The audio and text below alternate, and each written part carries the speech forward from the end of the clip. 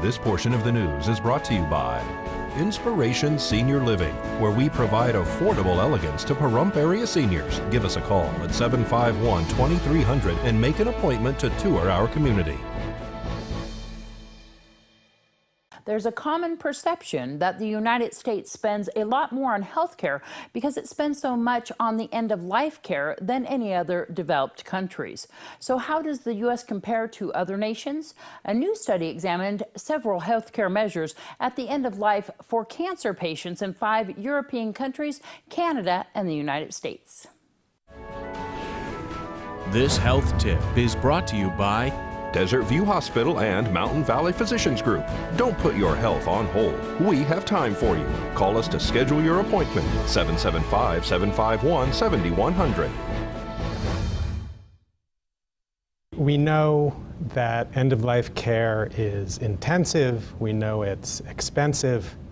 We know that still too many people are dying in the hospital, even today. The United States is not the worst in end-of-life care, at least when it comes to cancer patients, nor is it the best. Drs. Ezekiel Emanuel and Justin Beckelman from the University of Pennsylvania Perelman School of Medicine and co-authors compared the healthcare experience for cancer patients older than 65 in 6 countries and the U.S. in 2010.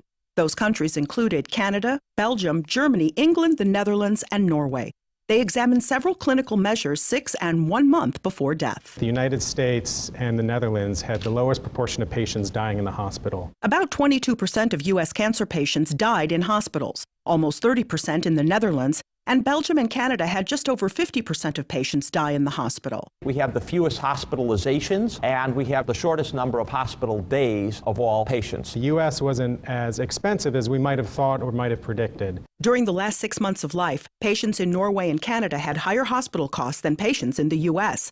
There was less spending in Germany and Belgium, but the lowest expenditures were in the Netherlands and England. Both researchers note that there are areas where care can be improved for U.S. patients. The United States has far and away the most patients who end up in the intensive care unit in the last 6 months of life. About 40% of patients actually end up in the intensive care unit. They spend the longest time of any country in the world. We also give a lot of chemotherapy to patients in the last 6 months of life. A question is for our patients, if they wrote the chapter about their last 6 months or about their last month, would it resemble the findings that we're reporting? And I'll bet the answer is no. And that means that we have more work to do. Catherine Dolph, the JAMA Report.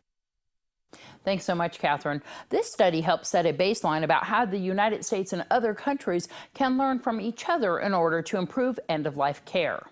Craig Smith was arrested after deputies were dispatched to Wells Fargo in reference to fraud. Upon arrival, the bank manager identified the suspect as Craig Smith, who they said was attempting to cash a forged check at a teller window. The amount of the forged check was $2,500. The teller noticed 2 different types of handwriting and contacted the issuer of the check, who stated that the check was for the amount of $20. An officer then asked Smith if he had altered the check, in which Smith had said he hadn't, but his friend Tyler had, according to the report. The officer then asked if he intended to split the money with his friend, and they said that Smith said he was going to give him $50. When the officers searched Smith, they found a glass pipe with methamphetamine residue inside his front left jacket pocket. Smith was arrested and transported to the Nye County Sheriff's Office Detention Center. An officer was dispatched to the area of Calvada and Walt Williams Drive in reference to a weapons offense. As the officer arrived, he made contact with a witness who identified Robert Perro as a suspect who allegedly pointed a gun at them after a heated argument involving road rage near the duck pond here in Pahrump. Perro reportedly pulled out a black semi-automatic handgun, pointed it at the male victim, and threatened to shoot him. Perro and his wife left the area shortly after the incident, according to police. Police located the vehicle driven by the suspect and the handgun inside the vehicle. Robert Perro was arrested and transported to the Nye County Sheriff's Office Detention Center.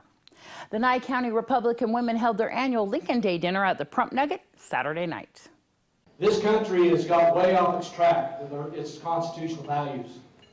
Those are values to me, that's the reason I run for Congress, because I think that we have got way outside the bounds of what our founding fathers set forth this nation. This is our annual Lincoln Day dinner. Pahrump Valley Republican women has been doing this for over 30 years.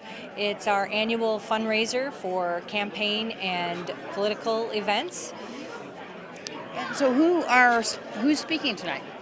We have several candidates speaking, along with some of our elected officials. We have Senator Dean Heller, we have Congressman Preston Hardy, we have our state senator Pico Cachia, we have our state controller Ron Connect, we have 3 campaigns for president that are representative. We have a speaker for Ben Carson, we have a speaker for Carly Fiorina, and we have a video for Ted Cruz. We have for U.S. Senate, we have a video from Joe Hack, and we have Dr. William Tarbell, who will also be speaking. He's running for U.S. Senate as well. We have some assembly candidates and some commissioner candidates as well. So, like you said, this is a fundraiser. How can people get in touch with or involved with the Nye County Republican Women? We meet the second Monday of every month. We're over at the Nye County Republican office on 160.